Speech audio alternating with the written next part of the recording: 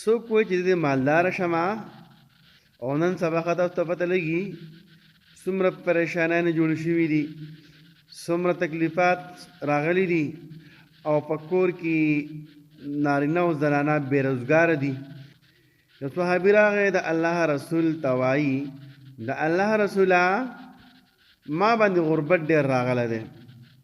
د الله نبي ورته فرمایي وایي تا د الله ذکر پرېښی دی، وایي ته داسې کار کوه چې کله د سهارې راپاڅېدي نور لګېدو دغه ټیم کې یا چې مثال کې سهار کېږي د مانځه نه بعد 100 پیرې دا کلمات وایا. کم کلمات؟ سبحان الله وبحمده، سبحان الله العظیم، استغفر الله.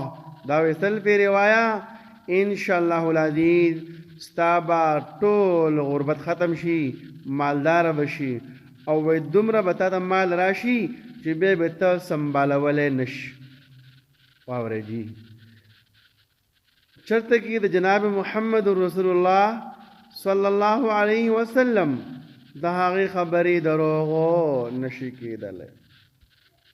ډېره موده بعد دغه صحابي راغی وایي د الله رسوله مال دومره راغی، دومره دنیا مال راله چې کله وایي دغه کلمات ما شروع کړي دي دنیا د ما وایي خپله رالله او دومره مې وګټله او دومره ګټمه چې خوا کې مې څومره غریبانان خواته مې څومره غریبانان ګاونډیان دي نو هغو له مې ته هم وس ورکول شروع کړل.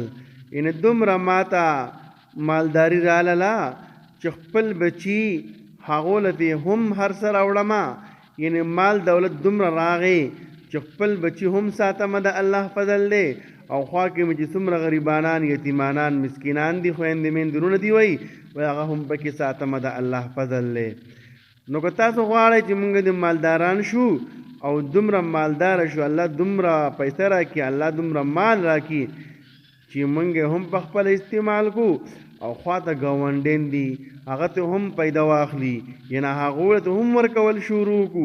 نو زر تر زره په دې کلماتو باندې عمل وکئ.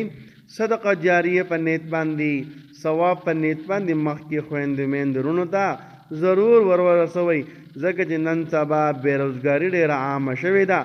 خلک خپل اولاد خرڅوي د دې وجې نه چې سهار سړه روټۍ ماښام نه وي، دغه شاله وچه روټۍ وي، په اوبو پسې روټۍ خوري، یعنې خپله لوږه برداشت کوي. نو خوښ هم نه ده که تاسو دا ویډیو شیر کړه او هغو دې نه پیدا واخلي او هغو مالدار شي، الله وله مالداري ورکړي.